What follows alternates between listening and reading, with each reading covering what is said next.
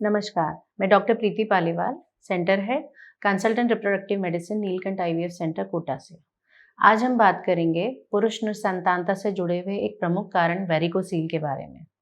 महिलाओं में निसंतानता के कई कारण हो सकते हैं, किंतु पुरुषों में निसंतानता के आमतौर पर कारण जो होते हैं वे शुक्राणुओं की बनावट, उनकी गुणवत्ता, उनके निर्माण या फिर टेस्टिस से जुड़े हुए हो सकते हैं।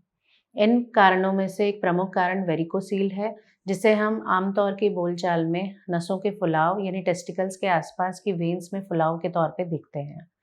कई बार वेरिकोसील की वजह से पुरुष को कोई परेशानी नहीं होती है, कुछ में हल्का दर्द, कुछ में असहनीय दर्द और कुछ लोगों में निसंतानता तक हो सकती है।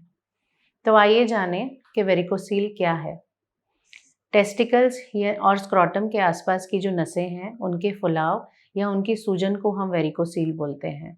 आमतौर पर वेन्स में वॉल्व्स लगे होते हैं, जो कि सुचारू रूप से ब्लड को हार्ट तक पंप करने में हेल्प करते हैं। यदि ये वॉल्व खराब हो जाते हैं, तो वह खून एक ही जगह जमा होने लग जाता है, जिनकी वजह से नसों में फुलाव होता है और टेस्टिस और स्क्रोटम के आसपास की नसों में सूजन आ जाती है। कई पुरुषों में यह असहनीय दर्द का कारण बनते हैं, कई पुरुषों में यह निसंतानता का कारण बन सकते हैं, क्योंकि ज़्यादा फुलाव की वजह से शुक्राणुओं का निर्माण सुचारू रूप से नहीं होता है व उनकी गुणवत्ता में भी कमी आ सकती है। वेरिकोसील के लक्षण के बारे में जानकारी लेते हैं। कई पुरुषों में वेरिकोसील के कोई लक्षण नहीं होते हैं, पर कुछ पुरुषों में असहनीय दर्द हो सकता है। लंबे समय तक खड़े रहने पे ये दर्द हो सकता है, या फिर व्यायाम, वजन उठाने, लंबी दूरी की यात्रा करने पे या दौड़ने की वजह से भी टेस्टिकल्स में सूजन आकर असहनीय दर्द हो सकता है। ज़्यादा समय तक या फिर ज़्यादा स्टेज यानी कि एडवांस स्टेज में वेरिकोसील होने पे निसंतानता से जूझ सकते हैं कुछ पुरुष। आइए जानें वेरिकोसील के इलाज के बारे में। यदि हमें वेरिकोसील डिटेक्ट हुआ है, तो घबराने की ज़रूरत नहीं है, आप डॉक्टर से परामर्श लें। यूजुअली इसके लिए एक सर्जरी एडवाइस की जाती है, जिसको ओपन या फिर माइक्रोस्कोपिक सर्जरी कहा जाता है, जिसकी वजह से एक छोटा-सा चीरा लगाकर खराब नसों को बाँध दिया जाता है, जिसकी वजह से जो सही नसें हैं, उनके थ्रू ब्लड हार्ट तक पहुँच पाए और एक ही जगह पे वो इकट्ठा ना हो पाए, जिससे नसों का फुलाव कम होता है।